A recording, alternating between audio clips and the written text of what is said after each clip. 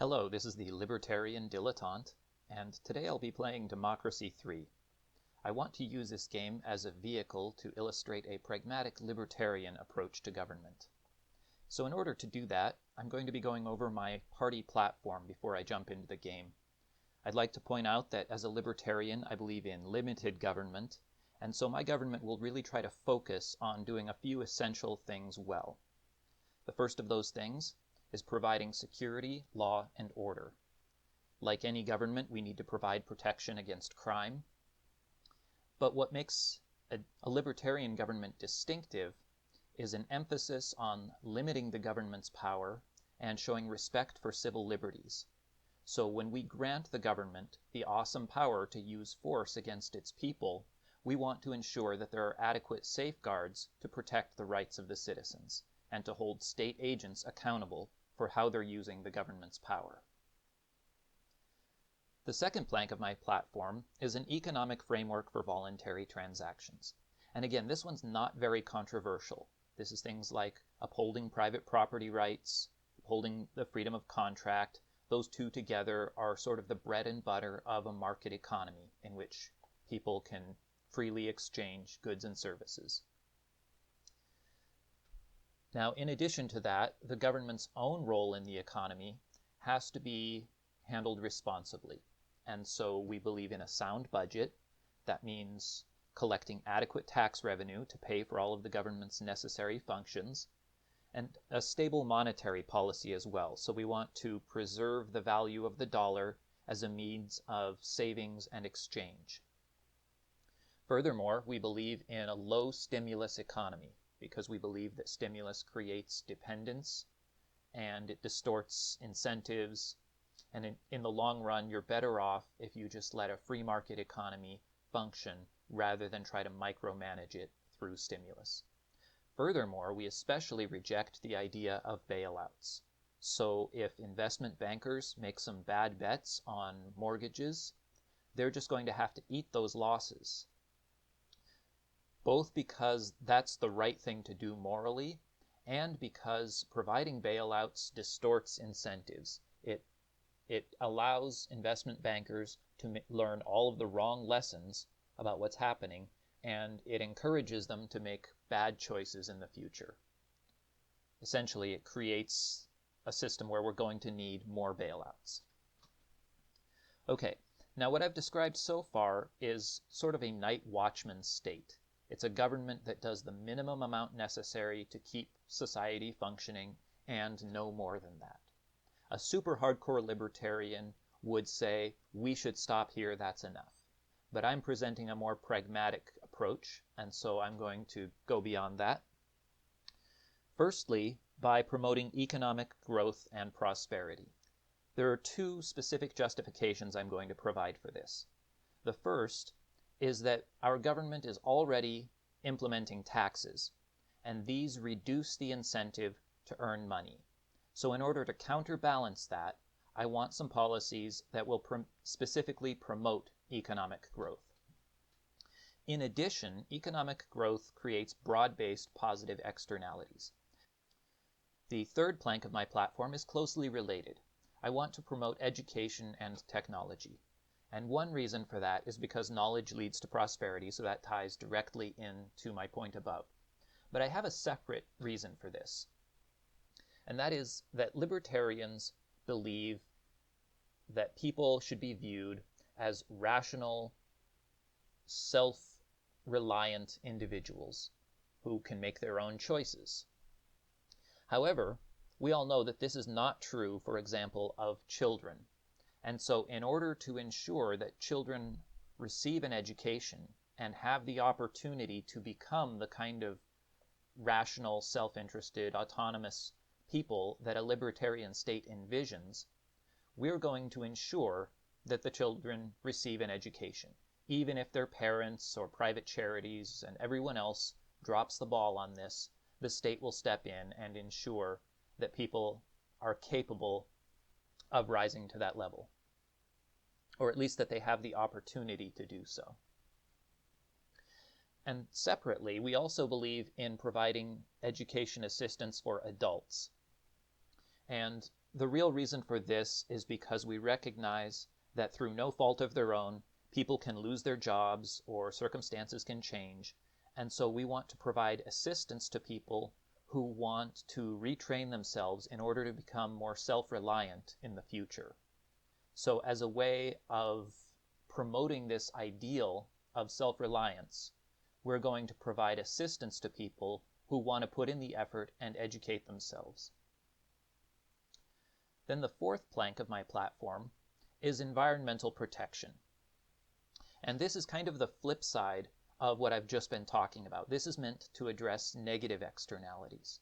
So when people make choices that degrade the environment, that harms everyone, including third parties who aren't involved in the transaction. So my government is going to be authorized to directly intervene to provide regulations and incentives to promote environmental protection. However, I would also like to point out that I'm not going sort of a deep green, hardcore Sierra Club type of approach. This is one thing that the government is empowered to do. And in fact, this is the last thing on my list that the government is empowered to do. These four things set out the vision that my government has for its role in society. The fifth plank of my platform is meant to really drive that home by emphasizing restraint on the government's actions. So, for example, we will not decide how you should live your life. If you believe in eat, drink, and be merry, for tomorrow we may die, the government will respect that choice. Furthermore, the government will not attempt to prop up the economy. And I have a few examples of ways that a government might try to do that we reject. First of all, we think that the private sector is the engine of the economy and needs to be left as the means of economic growth. Secondly, we don't want a lot of government make-work schemes. When the government hires people, it's in order to do a specific job. It's not because we want to provide extra jobs for people. Furthermore, we reject any kind of favoritism or protectionism for private businesses or for a business sector. Everyone has to compete on the level playing field of the free market. And finally, we're not going to be promoting economic equality. We do believe in equality of rights. Everyone has the same rights before the law, but we do not believe in equality of results. So we're not going to try to make the poor better off relative to the rich. We will, however, be taking actions to try to reduce poverty for a number of reasons. That promotes economic growth, it's good for people in general. So we want to bring people who are at the bottom up, but we do not want to restrict the wealthy. We're not in any way interested in knocking them down a peg. Instead, we believe that inequality is a natural and necessary part of the world, and so we're not going to try to banish it or impose equality on society. All right, so these are the things that my government is trying to do. I've already mentioned there are quite a few things we're not trying to do. One of the reasons for that is because we really want to focus on these most essential things. So that's my party platform. I'm going to go ahead and jump into the game now. Of course, I will be starting a new game. And I'm going to be playing as the United States because that's the country that I'm most familiar with. I'm going to call the opposition party the activist party because they believe that the government needs to take a more active role in managing society. These people could be on the right or they could be on the left, but either way, they think that the government needs to step up and do more. My party, on the other hand, is going to be called the Liberty Party because we really emphasize the role of individuals to make their own choices. I'm going to turn the difficulty up to 120% just to make things more interesting and leave everything else at the default setting. All right, so I'm ready to begin my term of office.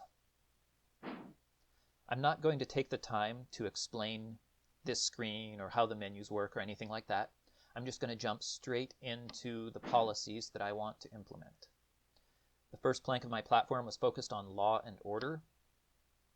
And the policy that best captures the vision that I set out is this top one here, community policing.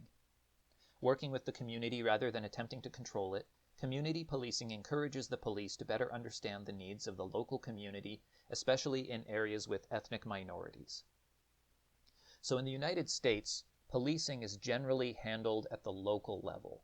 And this game seems to focus primarily on the federal level, although it's not entirely clear, in part because the game is meant to model governments from many different countries. But in the United States, policing is more of a local matter. So I would like to think that a lot of this community policing initiative is coming from the local level. It's more of a grassroots approach because that's the most in keeping with the policy itself. So I'd like to think that in addition to a libertarian government coming into power at the federal level, there was a groundswell, and so we've got a lot of libertarian-minded people on city councils and mayor's offices and that kind of thing. So they're the ones that are going to be primarily implementing community policing and reforming the police system.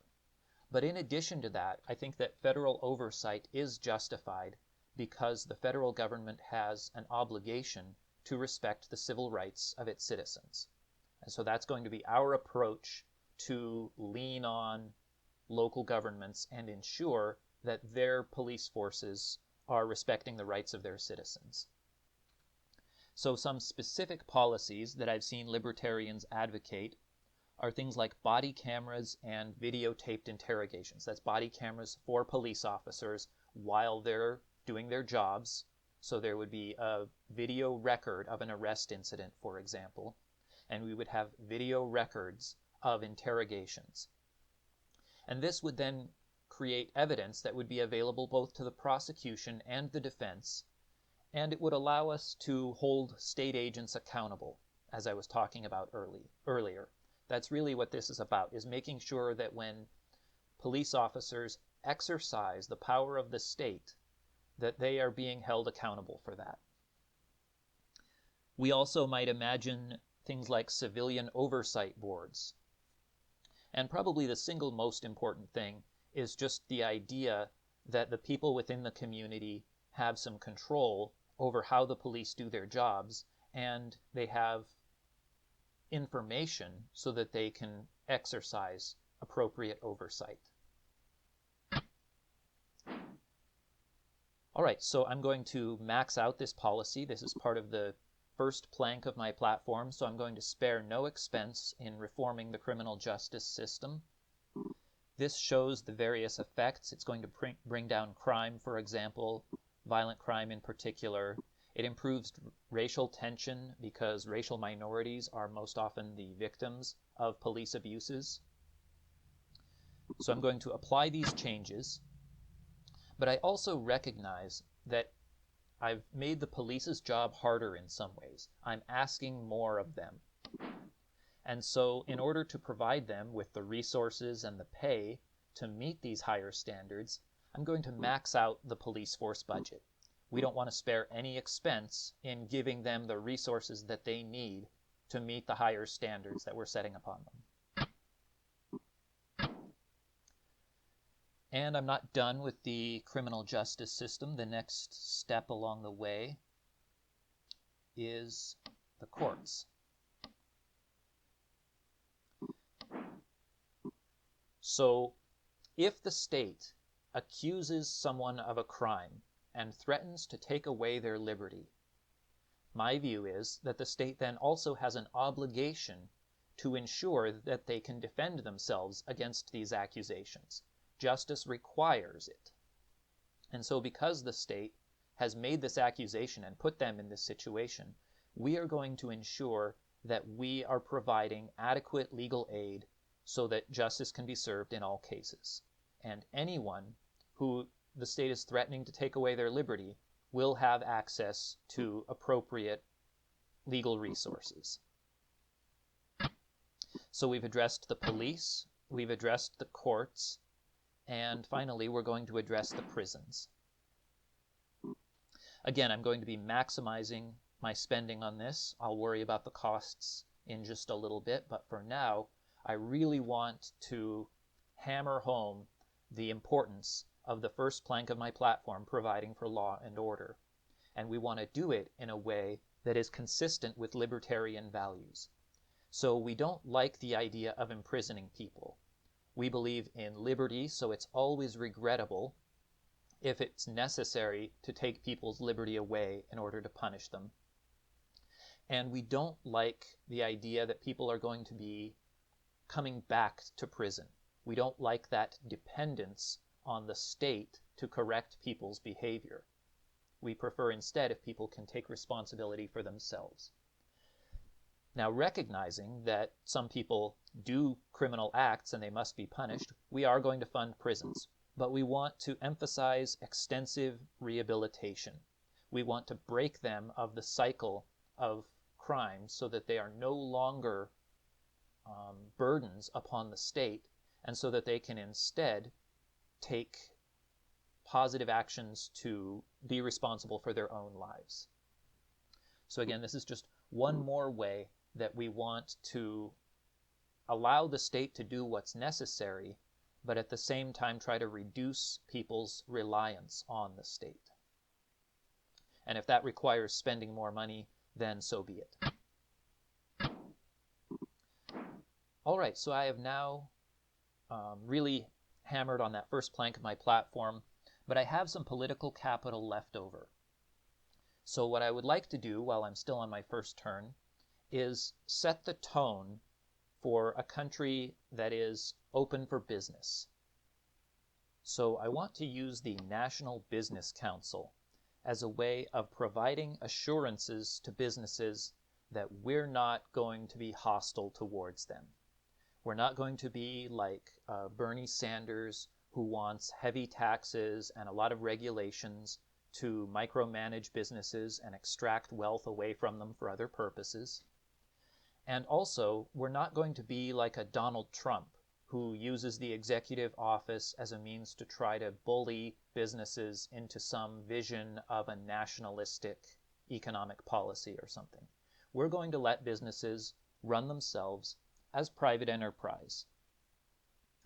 Now, this is a laissez-faire approach to the economy, so we're not interested in businesses lobbying us for special privileges. We only want a level playing field economy that in a general sense is good for business. And what that's going to do is provide a signal to the business community that the United States is a good place to do business. This is a safe place to invest your money. It's a good place to employ people. So go ahead and create economic growth in the United States. And that's going to bump up our GDP just by signaling to the business community that we are not their enemy. And I'm going to do something kind of similar with trade. I'm going to implement a trade council.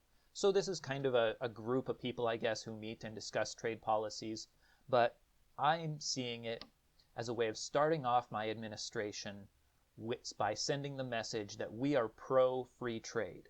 We are not afraid of the consequences of trade because we believe that it's a win-win and that both we and our trading partners will become better off as a result of trade. All right, so I've spent my political capital for the turn, and I've pretty much wrapped up the things that I want to do. In the next turn, I will be focused on the budget and economic issues. So before I conclude this video, I have a correction to make. But first, I would like to point out that this series was recorded in 2019, which was before COVID-19 and the killing of George Floyd. So keep that in mind as you watch this series. Now, when I was discussing police and judicial reform, I said it was my goal to protect the rights of citizens. But what I should have said is that it's my goal to protect the rights of everyone. And to illustrate this point, I would like to take a quote from the United States Constitution's Fifth Amendment. "No person shall be compelled in any criminal case to be a witness against himself, nor be deprived of life, liberty, or property without due process of law. Now first I'll point out that this language is the source of the famous Miranda rights. You have the right to remain silent and so on. But the part that I would like to focus on are these first two words, no person. So clearly, these rights apply to everyone. The other thing we can note from these first two words is that it's framed in the negative. And if you're familiar with the term negative rights, that will make a lot of sense to you. These rights are not special privileges granted by the government to those it deems worthy. Rather, they're restrictions on the authority of the government to act in the first place. Another example of this can be found in the First Amendment with the language, "Congress shall make no law." So now that we've cleared that up, I'll ask you to consider hitting the like button so that other people can discover my distinctive brand of libertarianism. And I would like to invite you to leave constructive and respectful comments. I hope you've enjoyed this video, and you'll stick around for the rest of the series.